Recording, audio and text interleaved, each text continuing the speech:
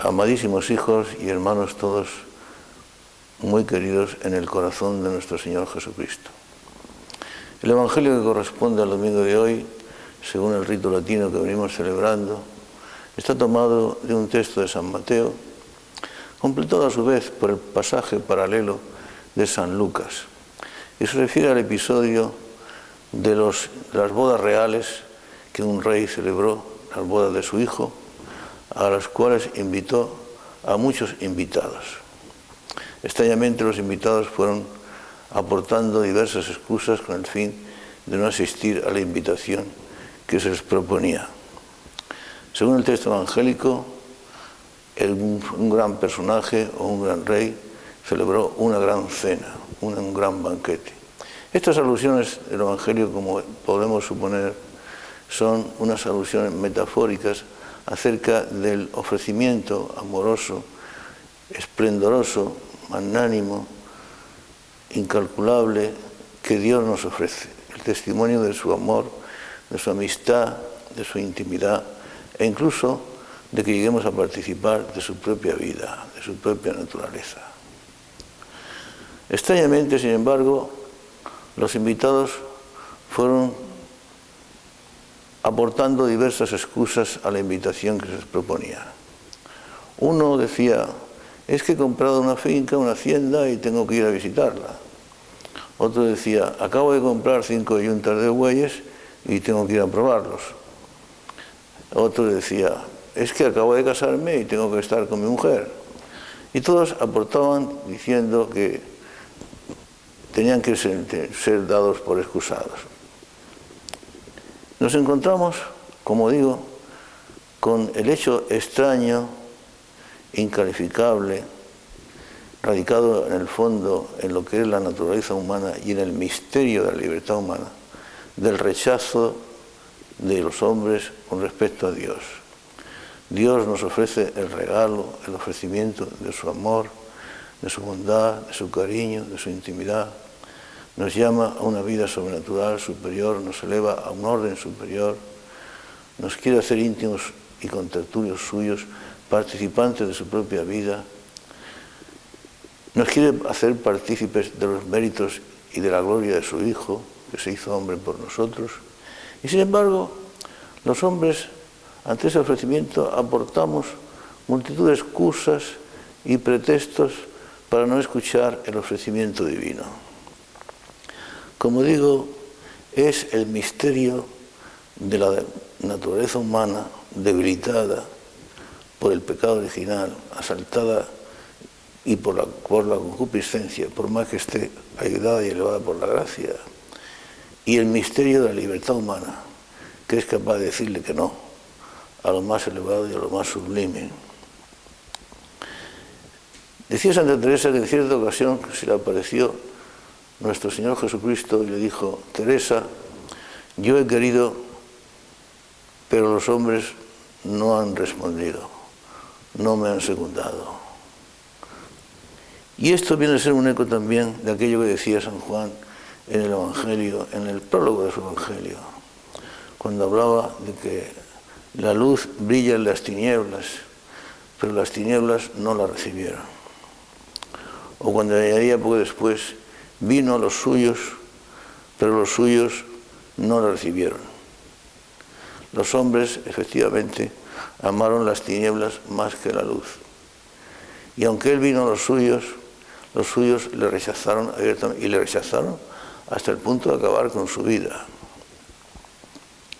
Este rechazo de los hombres con respecto a Dios, esta actitud de indiferencia, en el mejor de los casos, o de beligerancia contra Dios, en la mayoría de los casos, pues es la actitud propia de tantos y tantos hombres que han pasado a lo largo de la historia de la humanidad. Imposible de explicar. ¿Cómo se puede decir, cómo se puede explicar que el ofrecimiento de Dios tan sublime, tan maravilloso, tan indescriptible, que supera todo lo que es capaz de imaginar nuestro entendimiento? Decía San Pablo que ni ojo vio, ni oído oyó, ni pensamiento alguno del hombre fue capaz de imaginar lo que Dios tiene preparado para los que le aman. Sin embargo, lo rechazamos. Y lo rechazamos con unas excusas que son absolutamente banales. Vino a los suyos y los suyos no le recibieron. Esta actitud de despreciar a nuestro Señor, de despreciar su mensaje, de despreciar su amistad, su cariño y el ofrecimiento de su amor, es constante desde los primeros momentos de la misión de Jesucristo en el mundo. Podemos recordar, por ejemplo, el episodio de los Gerasenos. Y es notable cómo nuestro Señor, cuando voluntariamente se le rechaza, acepta ese rechazo, baja su cabeza, no protesta, no amenaza, y si le mandan que se vaya, que desaparezca, sencillamente se va y desaparece. El episodio de los Gerasenos es bastante elocuente a este respecto. Según nos cuenta el Evangelio, llegó el Señor a la región de los Gerasenos y había allí un endemoniado, ya hacía bastante tiempo que estaba poseído por el demonio, que ni con grilletes ni con cadenas lo habían podido sujetar. Las rompía, las cadenas, los grilletes, saltaba, aullaba y se pasaba el día y la noche corriendo entre sepulcros y por los campos, gritando, escandalizando, maldiciendo. El Señor se enfrentó con el endemoniado, o mejor dicho, el endemoniado salió a su encuentro. Y el demonio, desde el cuerpo del endemoniado, comenzó a gritar: ¿qué tienes tú que ver con nosotros, Jesús de Nazaret? Déjanos tranquilos, márchate de nuestra presencia, déjanos que permanezcamos aquí, porque nuestro Señor les estaba ordenando que salían de ese hambre.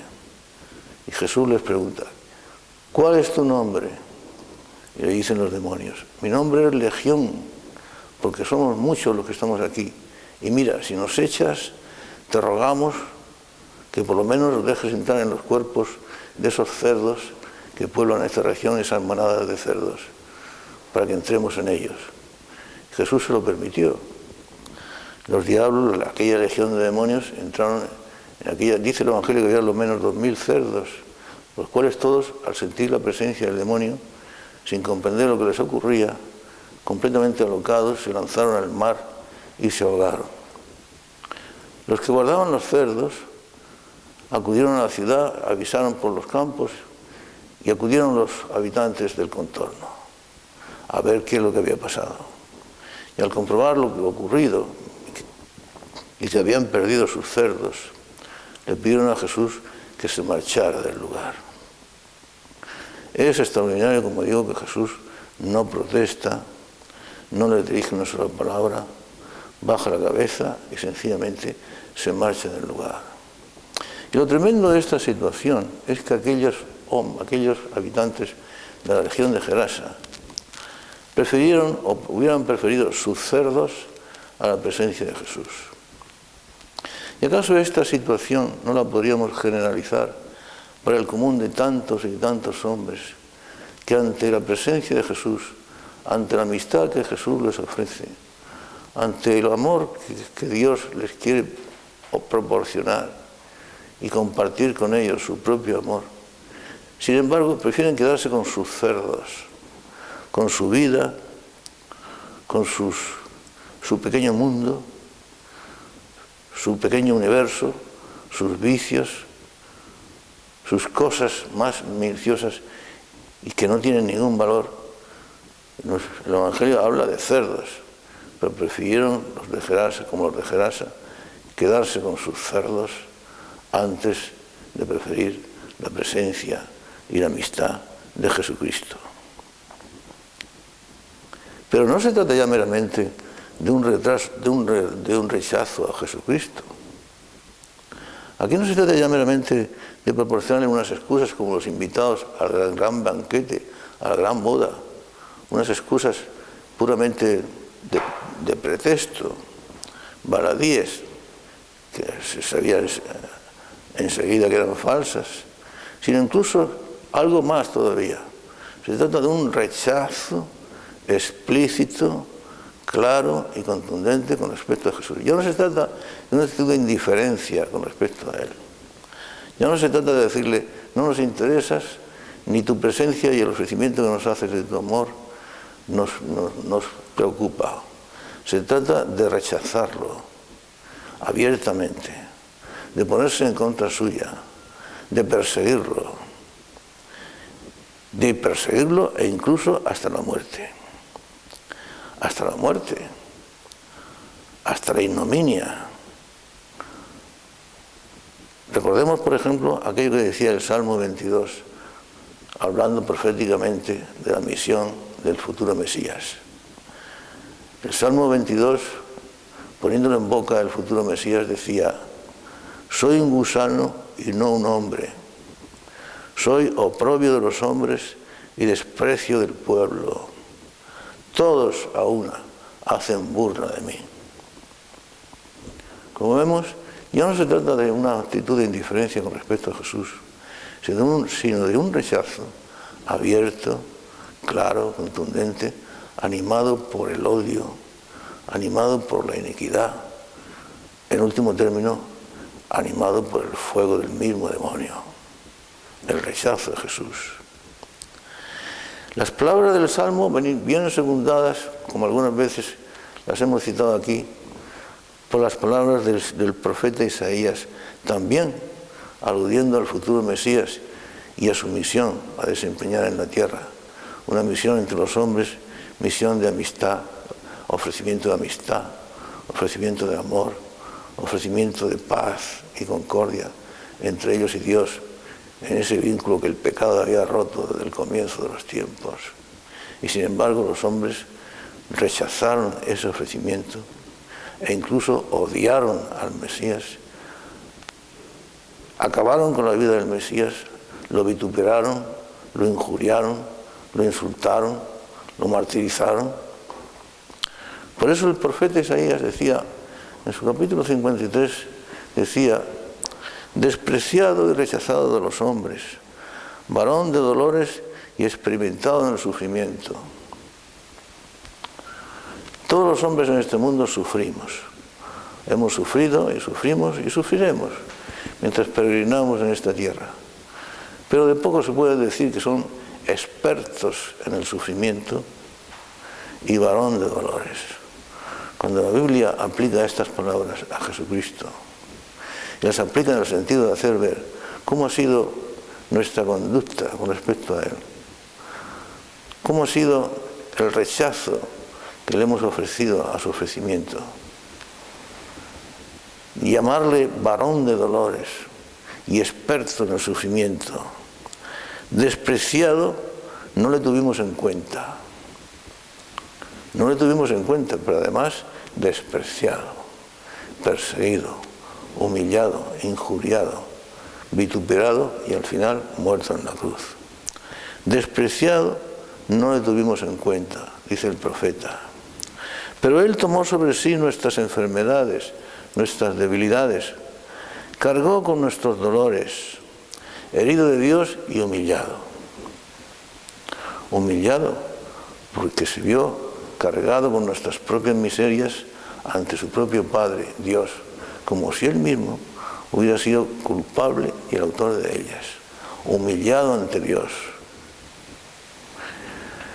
Herido de Dios y humillado, traspasado por nuestras iniquidades, molido por nuestros pecados, y por sus llagas fuimos curados, dice el profeta. Esa ha sido nuestra conducta con respecto al ofrecimiento que Dios nos hacía. Un gran banquete, una gran boda, invitados a asistir a ese banquete, a tomar parte en esa gran boda, en los festejos del hijo del gran rey. Y sin embargo, no solamente aludimos a unas excusas completamente banales, sino que además reaccionamos con una conducta absolutamente plena de iniquidad. En el mundo son muchos los hombres que practican y viven una indiferencia completa con respecto a Jesucristo, con respecto al mensaje de salvación que Él nos trajo. Pero son muchos también los que viven y se alimentan del odio contra Jesucristo. como si Jesucristo les hubiera hecho algún mal, como si Jesucristo les hubiera perjudicado en algo. De ahí que la mayoría de los hombres, por lo menos, indiferentes a Jesucristo, viven como paganos, han oído hablar de la religión, incluso la practican de alguna manera, o no la practican, o la practican menos. Algunos se llaman increyentes, otros incluso se consideran creyentes, pero no practicantes, como ahora se dice. Y en cuanto a la llamada constante que Dios está haciendo cada día y cada momento a nuestro corazón, porque para eso puso en él una conciencia que nos avisa, aludimos a excusas, como digo, completamente banales, superficiales. Me he comprado 5 yuntas de bueyes, me he casado y tengo que estar con mi mujer, me he comprado una finca y tengo que ir a visitarla, lo que sea, con tal de hacer oídos sordos a la llamada de Dios.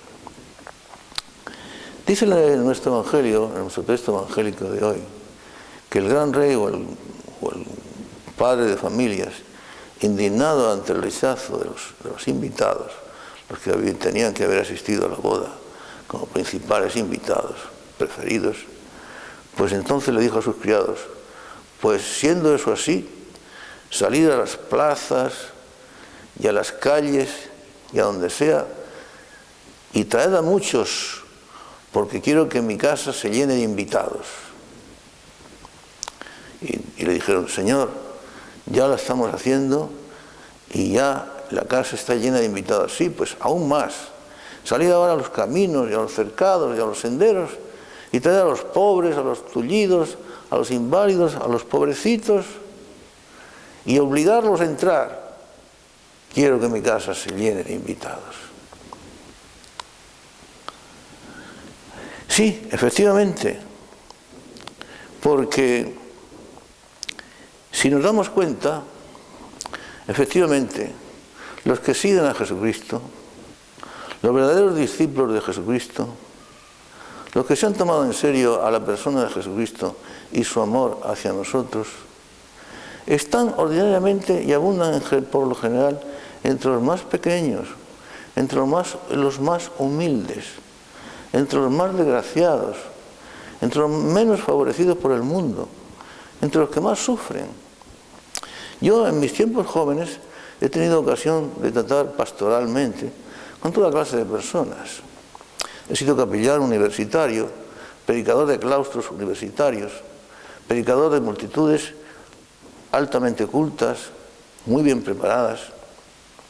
Y he pasado también gran parte de mi vida pastoral en los terrenos, en los sitios más humildes y más peligrosos del planeta, en las altas montañas de los Andes ecuatorianos, a 5.000 metros de altura más o menos, donde tenía que ir a visitar, montado a caballo, a mis pobrecitos indios que me llamaban para que los asistiera, o en los grandes suburbios de las grandes ciudades de Venezuela, en los cuales era peligrosísimo vivir, donde te jugabas la vida a cada minuto en aquellos años.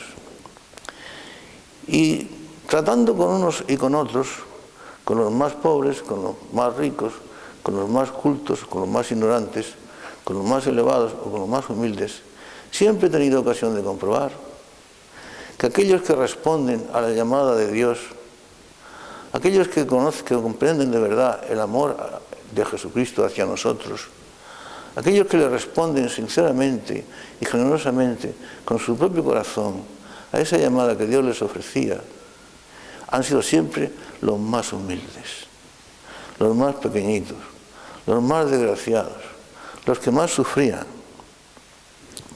Me acuerdo yo una vez, estaba yo en mi casita, allá en mi parroquia, en las montañas de los Andes. Siempre hacía frío allí, siempre. A esa altura, aunque estábamos en Ecuador, frío constante todo el año, continuo, lluvia pertinaz. Me acuerdo un día que entró a mi casa una indiecita. Llevaba en la mano un huevo. Y venía la pobre mujer, con todo su amor y con todo su cariño, a ofrecérmelo como un regalo. Para ella era un regalo generoso y esplendoroso, en su pobreza y en su miseria. Aquellos pobres indios apenas se comían nunca jamás un huevo y, por supuesto, la carne. Su alimento, granos de maíz remojados en agua. La carne que cultivaban sus gallinas, sus cerditos, los tenían que vender para poder subsistir. Así eran de empobrecidos y de miserables. Y sin embargo, a mí me llamaban el Padrecito. Acudían a la misa de los domingos, todos, absolutamente todos. Y eso que mi parroquia nunca supe hasta dónde llegaba en extensión. 40 kilómetros, 50 kilómetros, 60 kilómetros, nunca lo supe. Se quedaban en casa o en su chocita solamente los enfermos e impedidos. La iglesia, mi iglesita, que no era demasiado pequeña, se llenaba completamente en todas las misas. Me acuerdo que subía gente arracimada hasta en el púlpito. En aquellos tiempos las iglesias todavía tenían su púlpito. Y luego yo les hablaba, me escuchaban con un amor, con una reverencia al Padrecito. Y lo que yo les decía era para ellos como si Dios mismo directamente les hablara. Y obedecían a mis consignas, a mis mandatos y a veces incluso a mis riñas. Me acuerdo un día que me enteré que en un poblado cercano habían celebrado las fiestas del poblado y se habían emborrachado casi todos, cosa bastante normal en aquella gente, en aquella época. Emborracharse a base de alcohol puro. Así se emborrachaban. Alcohol puro. Pobrecillos. Perdían el conocimiento. Y el domingo siguiente los llamé al orden a todos. Les amenacé y les dije, como se vuelva a repetir ese incidente, suprimiré y prohibiré las fiestas. Padrecito, por favor, por misericordia. Porque realmente si hubiera prohibido las fiestas hubieran quedado prohibidas y suprimidas y eliminadas radicalmente. Allí no había alcalde, no había policía, no había autoridades. La única autoridad era yo. Pero eso sí, me veneraban como un verdadero padre y como si fuera realmente un verdadero representante de Dios entre ellos. Y como digo, he tenido ocasión de comprobar que es precisamente entre los más humildes donde siempre se ha respondido mejor al llamamiento de Dios. San Pablo lo decía en la segunda carta a los Corintios. Decía el apóstol así: mirad, si no, hermanos, vuestra vocación, pues no hay entre vosotros muchos sabios según la carne, ni muchos poderosos, ni muchos nobles. Dios eligió más bien lo necio del mundo para confundir a los sabios, y lo débil del mundo para confundir a los fuertes, lo vil y lo despreciable del mundo, lo que no es, para destruir lo que es, para que ninguno se gloríe delante de Dios.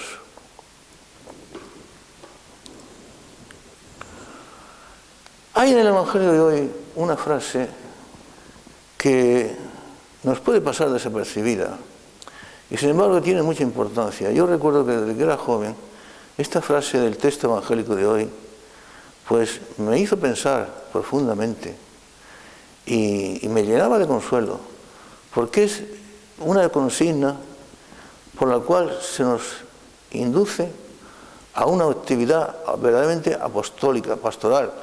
En aquellos tiempos se hubiera dicho misionera. Oblígalos a entrar, porque quiero que mi casa se llene de invitados. Yo me acuerdo el comentario que hacía San Juan de la Cruz a propósito de este texto. Oblígalos a entrar, fuérzalos a entrar, porque quiero que mi casa se llene de invitados. Decía el santo que nadie podía haber interpretado, y la Iglesia de hecho jamás lo interpretó así, como forzar a las personas a admitir la fe. No se trataba de eso.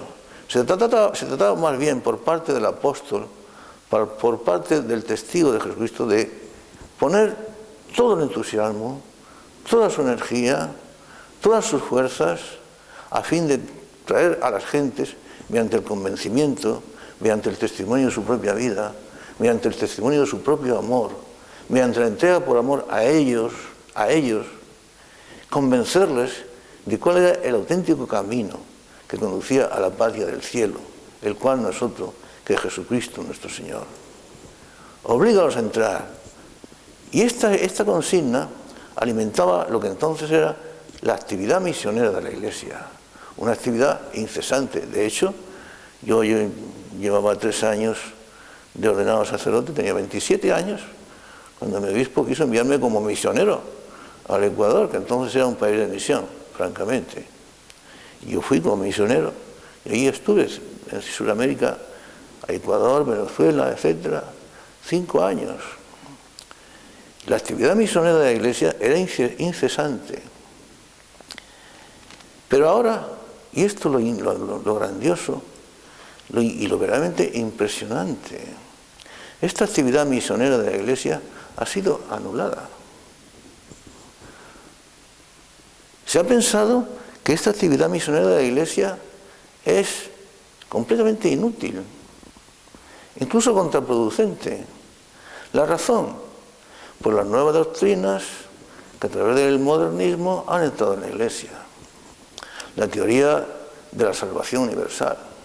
Si todos nos salvamos, si automáticamente por el hecho de nacer, de adquirir la naturaleza humana, puesto que Jesucristo se hizo, el Verbo se hizo hombre en Jesucristo y se encarnó con la naturaleza humana, pues cada hombre que viene a este mundo, en el momento que adquiere la naturaleza humana, se desposa en cierto modo con Jesucristo y queda automáticamente salvado. Es la teoría de la salvación universal, o la teoría del cristianismo anónimo, en la cual se dice, con todas sus letras, con expresiones claras y contundentes, que todos los hombres son cristianos, lo sepan o no lo sepan, lo quieran o no lo quieran. Entonces, ¿de qué sirve la redención de Jesucristo y su muerte en la cruz? Estas cosas que estoy diciendo parecen increíbles y muchos cristianos las ignoran. Sin embargo, es la teología de hoy, es la pastoral de hoy, es lo que hoy viven muchos teólogos y muchos pastoralistas, muchos pastores de la Iglesia. Parece increíble, pero así es. La redención de Jesucristo, pues la redención de Jesucristo sirve solamente para hacernos conscientes de que estamos salvados, no para otra cosa. No hace falta que nos adhiramos a la redención de Jesucristo. Jesucristo, como Dios quiere la salvación de todos los hombres, y dio su vida por todos los hombres, pero Dios quiere que cada hombre corresponda y coopere a ese ofrecimiento de salvación que Dios le ofrece. Cosa lógica y normal. Dios nos ofrece su amor. Y el amor se ofrece en absoluta libertad, en total voluntariedad. Porque el amor es así, esencialmente libre, esencialmente voluntad. Te amo porque quiero, porque me sale del corazón. Un amor que no fuera libre no sería amor.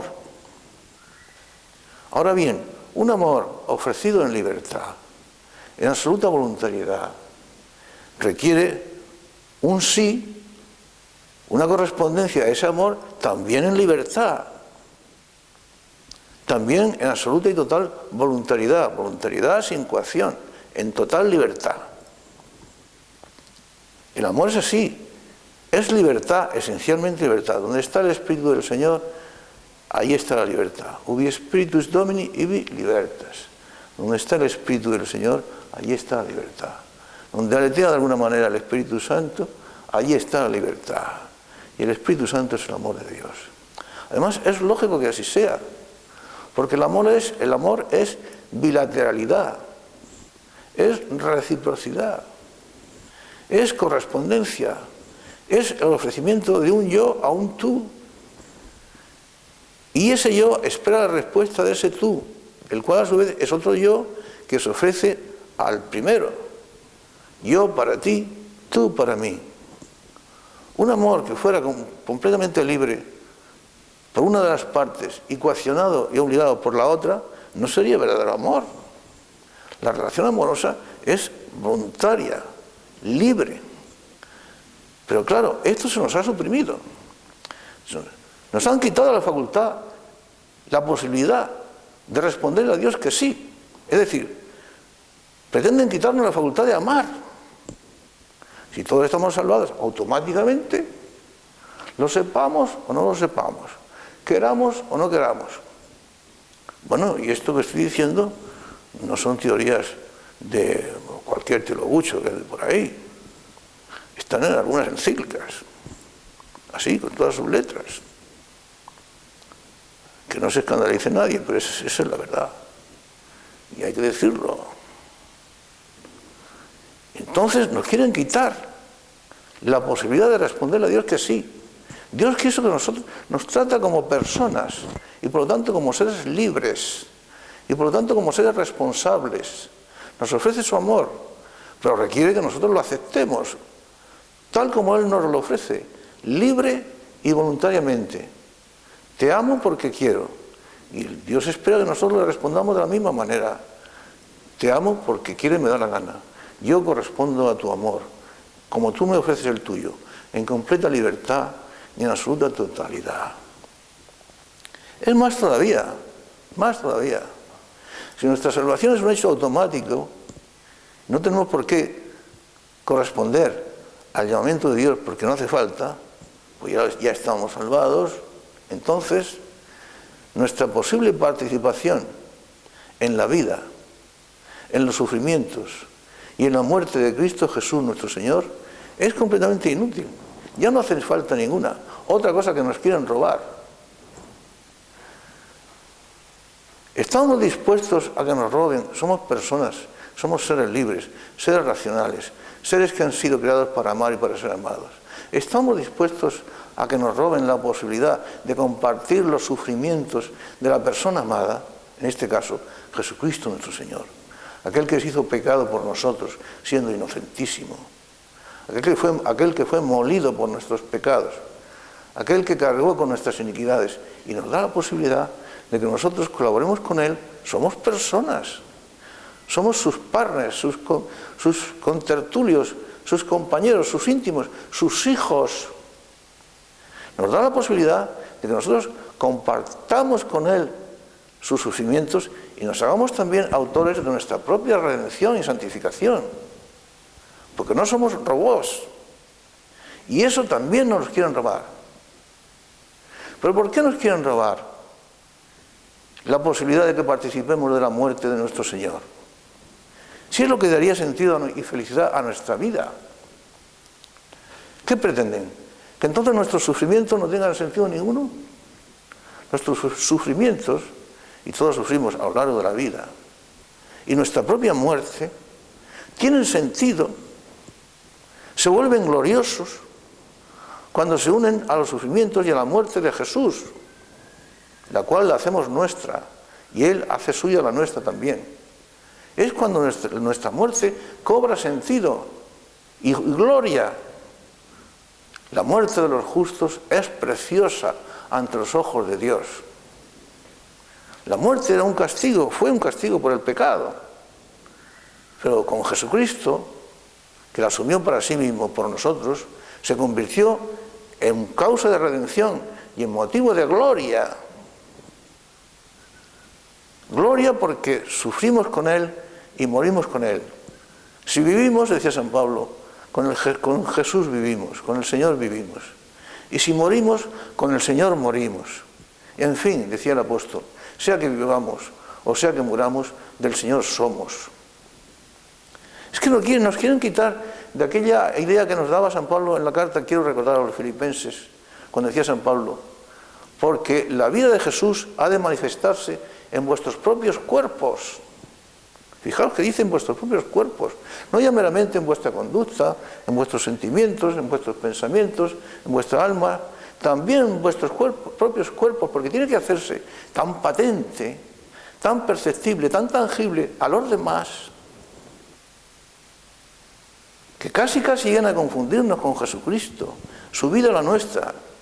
El que come mi carne y bebe mi sangre, permanece en mí y yo en él.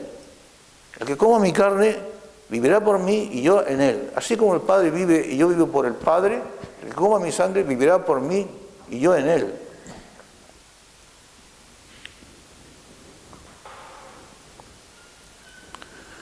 He ahí el rechazo a este hombre, las excusas de los invitados a la boda y lo que es más, el rechazo positivo. No llamarás excusas o pretextos baladíes, fútiles, sino incluso rechazo absoluto y positivo. Odio. El mundo de hoy vive un odio contra Jesucristo. La persecución que hoy día estamos padeciendo los cristianos no es más que eso, el odio desatado contra Jesucristo y contra los que pretenden ser sus discípulos.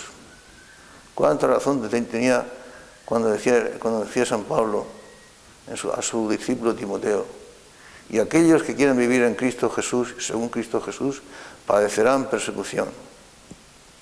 Y Jesús mismo personalmente cuando decía: si me persiguieron a mí, también os perseguirán a vosotros. He ahí. ¿Pero qué ha hecho este hombre? Este hombre que también es Dios, hombre verdadero, Dios verdadero, pero que es hombre verdadero como nosotros, con cuerpo y alma, con sus sentimientos, como los nuestros en nuestro corazón. ¿Qué ha hecho este hombre para merecer ese odio, ese rechazo de indiferencia o rechazo positivo alimentado por la iniquidad? Vino a traernos la paz. Bienaventurados los pies de los que evangelizan la paz. Bienaventurados los pies de los que evangelizan el bien, decían los profetas del Antiguo Testamento. Y este hombre vino a traernos la paz, y vino a traernos el bien, y vino a traernos la alegría, y vino a que reanudáramos nuestra amistad con Dios y nuestra filiación divina, hijos de Dios. Promulgó un mandamiento nuevo, nos enseñó a amarnos los unos a los otros, porque injertos en Él, unidos en Él, somos todos hermanos y miembros de un mismo cuerpo, y esto lo rechazamos. Un mandamiento nuevo os doy, que os améis los unos a los otros como yo os he amado. Y en esto conocerán que sois mis discípulos. ¿Pero dónde ha quedado eso? ¿Qué crimen ha cometido este hombre cuando nos enseñó el camino sublime, imposible de imaginar por nuestra parte, de haber sido dejados a nuestras propias fuerzas? El camino sublime, digo, de las bienaventuranzas. Bienaventurados los pobres, porque de ellos es el reino de los cielos. Bienaventurados los que sufren, los que lloran, porque ellos serán consolados. Bienaventurados los que son perseguidos por causa de que quieren ser justos, por causa de la justicia, porque ellos serán hartos. Bienaventurados los limpios de corazón, porque ellos serán llamados hijos, ellos verán a Dios. Bienaventurados los pacíficos, porque serán llamados hijos de Dios. Nos condujo a la verdad, nos enseñó la verdad. Cuántas especulaciones, cuántos errores, cuántos giros dieron los hombres a lo largo de tantos siglos, milenios, buscando el camino de la verdad. Nunca llegó a ser encontrado, hasta que llegó aquel que dijo de sí mismo: yo soy la verdad, el camino y la vida. Él nos enseñó la verdad y nos entregó la verdad, y nos dio la posibilidad de vivir en la verdad. Si me amáis, cumpliréis mis mandamientos y conoceréis la verdad. Y es la verdad esta la que os hará libres. La única libertad de la que podemos gozar, no de aquella que nos predican los políticos, que es pura falsedad, sino la verdadera libertad que se funda en la verdad que es Jesucristo, la cual a su vez se deriva del cumplimiento de sus enseñanzas, de sus palabras y del amor que le profesamos. Si hoy día somos libres, y lo somos, por mucho que nos persigan, y por mucho que nos manipulen, y por mucho que quieran coaccionar y manipular nuestras mentes, y por mucho que quieran asfixiarnos en este ámbito de mentira que nos envuelve por todas partes, pese a todo, si vivimos en Jesucristo y con Jesucristo, vivimos en libertad. La única libertad, la que nos libera del pecado, porque os digo de verdad, que el que comete pecado es esclavo del pecado. Y solo la verdad os hará libres, la verdad que se funda a su vez en el conocimiento y en el seguimiento de mis palabras y de mis enseñanzas.